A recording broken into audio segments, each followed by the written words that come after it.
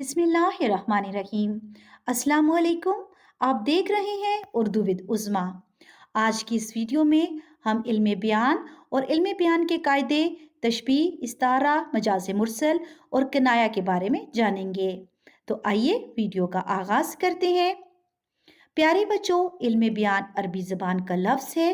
बयान के मानी है खुलकर बात करना, ज़ाहिर करना या वजाहत करना। इल्म बयान की तारीफ ये है कि इल्म बयान से मुराद मजाज के ऐसे कवायद और ज़वाबित का इल्म है जिनके ज़रिए से एक बात को मानी के लिहाज से मुख्तलिफ तरीक़ों से अदा किया जा सकता है।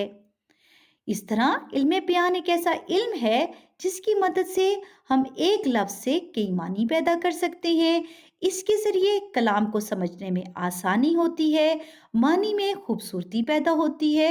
यूँ बात ज़्यादा वजाहत और पुरअसर अंदाज से सामने आती है। इल्म बयान के 4 कायदे हैं: तशबीह, इस्तारा, मजाज मुरसल और कनाया। सबसे पहले हम तशबीह के बारे में जानेंगे। किसी एक चीज़ को किसी खास खूबी या खामी की वजह से किसी दूसरी चीज़ की मानद करार देना तशबीह कहलाता है। मसलन, अली शेर की तरह बहादुर है। प्यारे बच्चों, यहाँ हमने अली की बहादुरी को शेर की बहादुरी से तशबीह दी है।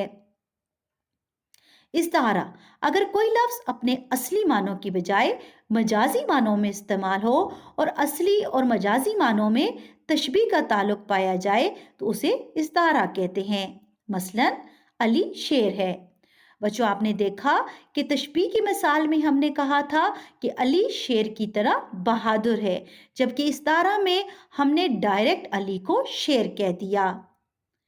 मजाजे मुरसल, अगर किसी लफ्ज़ को हकीकी मानों की बजाय मजाजी मानों में इस तरह इस्तेमाल किया जाए कि हकीकी और मजाजी मानों में तशबीह के अलावा कोई और ताल्लुक पाया जाए तो उसे मजाज मुरसल कहते हैं। मसलन, आग जल रही है। प्यारे बच्चों, इस जुमले में आग मजाज मुरसल है क्योंकि हमें पता है कि आग नहीं जलती बल्कि लकड़ियां जलती हैं। कनाया, कनाया के लुग़वी माने है छुपाकर बात करना।